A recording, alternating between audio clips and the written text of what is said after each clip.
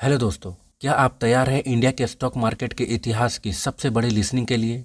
हमने एलआईसी और हुंडई जैसे बड़े आईपीओस देखे, पर अब जो होने वाला है वो इंडियन स्टॉक मार्केट का नेक्स्ट चैप्टर लिखने जा रहा है।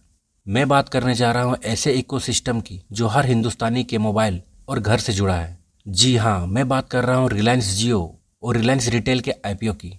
मार्केट में गर्मी बढ़ चुकी है और हर इन्वेस्टर्स के दिमाग में सिर्फ एक ही सवाल है, रिलायंस अपना यह खजाना कब खोल रहा है।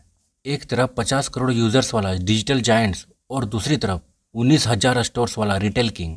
जब ये दोनों लिसनिंग के लिए उतरेंगे तो पुराने सारे रिकॉर्ड्स टूटने वाले हैं। लेकिन बड़ा सवाल ये है कि अंबानी जी का अगला मास्टर स्ट्रोक क्या होगा। क्या हमें रिलायंस इंडस्ट्री का शेयर अभी लेना चाहिए या आईपीओ का इंतजार करना चाहिए। आज के इस वीडियो में हम दोनों आईपीओ की चर्चा करेंगे। हम दोनों आईपीओ की टाइमलाइन, वैल्यूएशन और ग्रे मार्केट का सच जानेंगे। तो बने रहे इस वीडियो के एंड तक एक ब्लॉकबस्टर एनालिसिस के लिए। तो सबसे पहले बात करते हैं, क्या हमें इसमें इन्वेस्ट करना चाहिए। तो कोई भी आईपीओ को इन्वेस्ट करने से पहले उसका कैपिटल, उसका ग्रोथ और उसके इन्वेस्टमेंट और नेक्स्ट प्लान को जानना बहुत ज़रूरी है। तो हम सबसे पहले बात करते हैं जियो प्लेटफॉर्म्स की। मुकेश अंबानी जी ने 2025 की एजीएम में साफ कर दिया था कि जियो का आईपीओ H1 2026 यानी जून 2026 तक आ सकता है। अब इसकी साइज सुनिए। एनालिस्ट के मुताबिक जियो का वैल्यूएशन लगभग 130 बिलियन से लेकर 170 बिलियन के बीच हो सकती है। इंडियन रुपीस में देखें तो लगभग 11 से 14 लाख करोड़ रुपए तक। क्योंकि ये बहुत बड़ा इंडस्ट्री है, इसका सेक्टर्स पूरे इंडिया में फैला हुआ है। सबसे पहले पॉइंट की बात करें तो वह है ह्यूज यूज़र बेस, मतलब 50 करोड़ से ज़्यादा एक्टिव यूज़र्स है। दूसरे पॉइंट की बात करें तो है 5G डोमिनेंस, मतलब ये इंडिया का सबसे बड़ा 5G नेटवर्क है। और तीसरे पॉइंट की बात करें तो वो है प्रॉफिटेबिलिटी। जियो अब सिर्फ एक टेलीकॉम कंपनी नहीं है, ये एक टेक कंपनी बन चुकी है जो एआई और क्लाउड कंप्यूटिंग में भी इंटर कर रही है। सोचिए, जब ये लिस्ट होगा तो ये इंडिया की टॉप 3 सबसे बड़ी कंपनीज में शामिल हो सकती है। क्या आपने इसके लिए फंड्स बचाना शुरू किया है? कमेंट में ज़रूर बताइएगा। अब बात करते हैं इसका इशू साइज और कैपिटल्स की। अगर इशू साइज की बात करें तो कंपनी इस आईपीओ के जरिए लगभग 4 बिलियन से लेकर 4.5 बिलियन तक, मतलब करीब 35,000 से लेकर 40,000 करोड़ तक जुटाने की योजना बना रही है। मतलब इस साइज में आपको इशू साइज देखने को मिल सकता है। इसमें एक और बात है, रिपोर्ट के अनुसार ये कंपनी अपनी 2.5% इक्विटी को सार्वजनिक कर सकती है। अगर इसके रिसेंट अपडेट की बात करें तो वर्तमान में कंपनी मॉर्गन स्टैनली और कोटक महिंद्रा बैंक के साथ मिलकर ड्राफ्ट रेड हेरिंग प्रोस्पेक्टस तैयार करने पर काम कर रही है। अब बात करते हैं जियो आईपीओ का मिनिमम इन्वेस्टमेंट और शेयर प्राइस कितना होगा।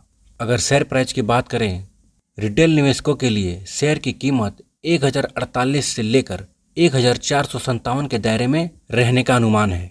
अगर इस आईपीओ के डिस्काउंट की बात करें तो कुछ रिपोर्ट्स का सुझाव है कि रिलायंस आईपीओ अपने रिटेल निवेशकों को 15 से 20% तक का डिस्काउंट भी दे सकता है।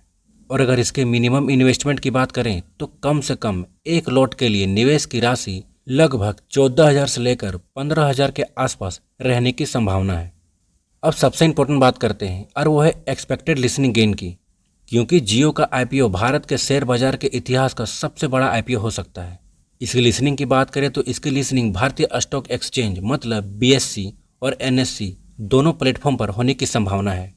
और अगर इसके जीएमपी की बात करें तो वर्तमान में शुरुआती रुझानों के अनुसार इसका एक्सपेक्टेड जीएमपी लगभग 93 रुपये प्रति शेयर के आसपास बताया जा रहा है, जो इन्वेस्टर्स के बीच भारी उत्साह को दर्शाता है।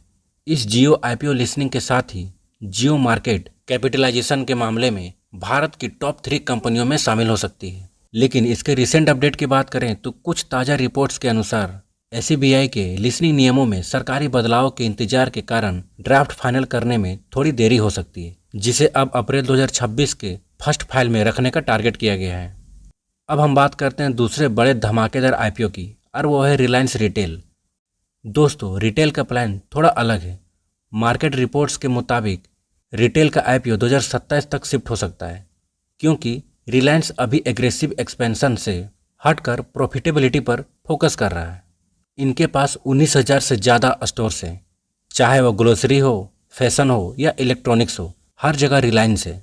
इसकी वैल्यूएशन तो और भी खतरनाक है, लगभग $200 बिलियन, अप्रोक्स 16 से 17 लाख करोड़ रुपए। अब आप सोच रहे होंगे कि सर, इतनी बड़ी वैल्यूएशन है तो क्या हमें सस्ता मिलेगा? देखिए, रूल्स के हिसाब से रिलायंस को सिर्फ 2.5% से लेकर 5% स्टेक ही बेचना है। इसका मतलब है कि शेयर की स्कैरिटी होगी, मतलब कमी होगी, जिसकी वजह से इसका जीएमपी बहुत हाई रहने का चांसेस है। एक्सपर्ट्स कह रहे हैं कि रिटेल इन्वेस्टर्स के लिए शायद कुछ डिस्काउंट या स्पेशल कोटा भी हो सकता है। अगर आप पहले से रिलायंस इंडस्ट्री यानी RIL के शेयर होल्डर्स हैं तो इसमें आपको 15 से 20% डिस्काउंट देखने को मिल सकता है। सो अगर आप पहले से RIL के शेयर होल्डर्स हैं तो ये एक स्मार्ट स्ट्रैटेजी हो सकती है। अब बात करते हैं ओवरऑल कंक्लूजन की और दोनों IPO के डिफरेंस की। सो अगर डिफरेंस की बात करें तो सबसे पहले बात करते हैं इशू साइज की।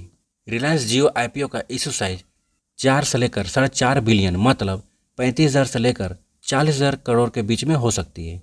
लेकिन अगर रिटेल्स की बात करें तो 6 बिलियन से लेकर 10 बिलियन, मतलब जियो IPO से भी ज़्यादा।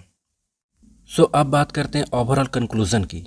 तो दोस्तों, अब आते हैं सबसे बड़े सवाल पर, दोनों में पैसा कहाँ बनेगा। इस टेबल को ध्यान से देखिए, इसमें दोनों के डिफरेंस है। अगर दोनों IPOs की बात करें तो जियो का IPO 130 बिलियन से लेकर 170 बिलियन के बीच में इसका वैल्यूएशन रहेगा। यही अगर रिटेल्स की बात करें तो 180 बिलियन से लेकर 210 बिलियन तक हो सकता है। अगर दोनों IPO का एक्सपेक्टेड टाइमलाइन की बात करें तो जियो IPO 2026 के जून तक देखने को मिल सकता है, लेकिन अगर रिटेल्स की बात करें तो 2026 के एंड तक या 2027 तक देखने को मिलेगा। इसके इन्वेस्टमेंट स्टेटस की बात करें तो जियो हाई ग्रोथ और हाई रिस्क है, लेकिन अगर रिटेल की बात करें तो ये एक स्टेबल और लॉन्ग टर्म के लिए है। सो इस दोनों IPO के डिफरेंस टेबल से एक बात साफ है कि दोनों IPOs की दुनिया बहुत अलग है। देखिए, अगर आप रिलायंस जियो की बात करें तो ये एक कैश मशीन है। इसका सबसे बड़ा प्लस पॉइंट ये है कि ये डिजिटल एसेट्स है। एक बार टावर लग गया तो उसके बाद सिर्फ रेवेन्यू आता है। इसके लिए जियो का IPO उन लोगों के लिए बेस्ट होगा जो हाई ग्रोथ और हाई लिसनिंग गेन चाहते हैं। वहीं दूसरी तरफ रिलायंस रिटेल एक एसेट से हैवी बिजनेस है। ये IPO उनके लिए बेहतर होगा जो थोड़ा स्टेबल और लॉन्ग टर्म के लिए देखना चाहते हैं। रिटेल का IPO शायद जियो के मुकाबले थोड़ा लेट होगा, लेकिन जब ये आएगा तो ये इंडिया के हर घर की ग्रोसरी और लाइफस्टाइल से जुड़ा होगा। सो अगर आप अपना पैसा डबल करना चाहते हैं, अगर आप high GMP high listening gain देखना चाहते हैं तो आप जियो IPO के लिए अभी से तैयार हो जाइए। इसमें एक प्रो टिप्स है कि इन IPOs में अलॉटमेंट मिलना एक लॉटरी जैसा होता है, इसलिए अभी से अपने फैमिली मेम्बर्स में अपना अपना अलग अलग डीमैट अकाउंट खोलना शुरू कर दीजिए, क्योंकि अलग अलग अकाउंट में अप्लाई करने से अलॉटमेंट के चांसेस ज़्यादा बढ़ जाती है। सो उम्मीद करते हैं कि रिलायंस के इन दोनों IPOs को आप अच्छी तरह समझ गए होंगे और सारा कन्फ्यूज़न दूर हो गया होगा। और अगर वीडियो पसंद आया हो तो हमारे चैनल ट्रेडिंग डायग्राम को सब्सक्राइब करें।